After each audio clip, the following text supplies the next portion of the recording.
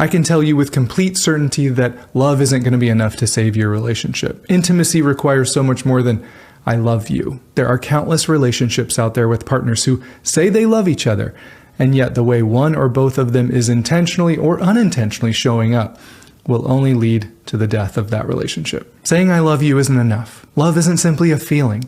It's an action. It takes effort and intentionality and sacrifice. Frankly, I don't even care that you love someone. Anyone with a pulse and a brain can fall in love, but it takes a lot more than words or feelings to stay in love, doesn't it? You want to set your relationship up for success? Then watch this video with your partner and ask them, what do you agree or disagree with? I don't care if you agree with my definition of love. The important thing is that you both agree how you believe love should be demonstrated in a relationship. Because far too often, we don't have those conversations because we're too scared or our partner isn't even safe enough to have difficult conversations with. But that doesn't mean that our needs and expectations go away in that silence or avoidance.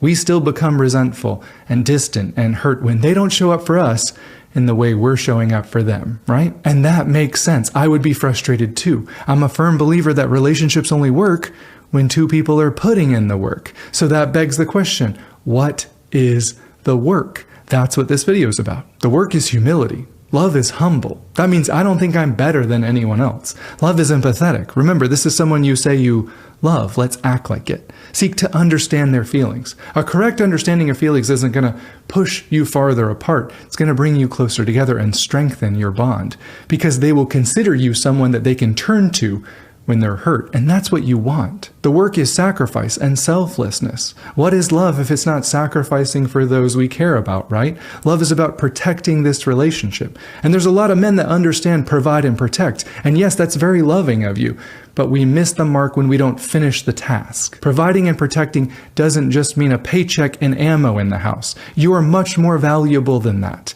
It means meeting someone's emotional needs. It means connecting with another person on a heart level where you decided, I want to be a safe place for you, not just physically, but emotionally as well. And we'll talk about more what that looks like in just a minute. Loving someone means accepting their influence. If they tell us something, even if we don't agree with it initially, we love them enough to give them the benefit of the doubt and at least consider maybe there's some truth here. Maybe this isn't criticism that I need to dismiss or defend and call them crazy. Maybe this is constructive feedback that can help me. I'm not saying that's always true. I'm saying let's not default to that's stupid. Let's default to to comment, well, that won't work with narcissists. You're 100% right. None of this will work with a narcissist because narcissists have no interest in or capability of actual love. All they care about is control and manipulation. They aren't doing anything out of love. Even if they treat you right, they're only doing that so it will benefit them later somehow.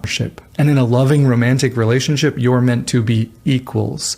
And we both need to admit out loud to our partner that your perspective and your opinions and your needs and feelings and desires and dreams are just as important as mine. Have you ever told them that? Because you need to. There is no room for calling them names, calling them stupid, mocking them, making fun of them, telling them how needy they are, or telling them how irrational their feelings are. The truth is the only reason that we would ever say that is because we believe we're right and they're wrong. I mean, let's just think about it. We say, you're being too sensitive. But who made us the judge of what too sensitive is? Well, we did, right? We know best, and they're just being immature. We don't see their perspective as equal. We see it as inferior and irrational. We feel justified to tell them that they're wrong. And that's the perfect way to destroy all the connection with someone and push them out of your life while still maintaining a narrative in your head that you've always loved them. And during part of this video, you're both probably going to think to yourself, uh-oh, I've done some of those things to my partner. What am I supposed to do now?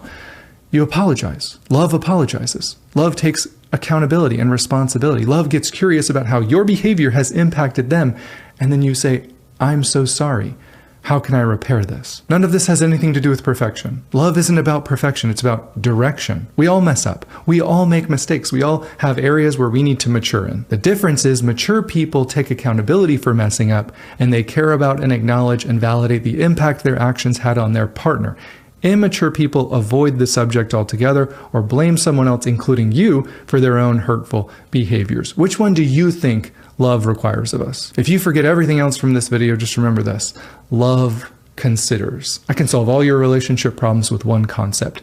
Consider each other deeply and intentionally. Place their needs for safety and love and connection and closeness on par with yours and sometimes above. And you'll say, lead to me being taken advantage of. Not if they're doing the same thing. Not if you're in a loving, reciprocal relationship. Hard to take advantage of someone while you're serving them, and vice versa. And I get it, most of us aren't in a reciprocal relationship, but that doesn't change the fact that it's necessary, right? I mean, let's just be honest. If you're not in a reciprocal relationship, then you know the pain associated with that, don't you? You know the loneliness, you know the frustration, you know the emotional disconnection. You understand the bitterness and the resentment, and you've tried everything. You've asked, you've begged, you've tried to find the right words, but they just aren't willing to show up in the same way that you are. And that proves the point. This doesn't work unless both of you are putting in the work. Love and self-centeredness don't mix, right? You won't feel close or connected to someone who only thinks about themselves. And you won't feel safe with someone who doesn't care to prioritize you. And I'm not saying that we need to view this person as more important than we are. I'm simply saying that when someone only tends to think about themselves and doesn't actively consider their partner's needs, wants, and desires, that relationship will fall apart because that's the only outcome.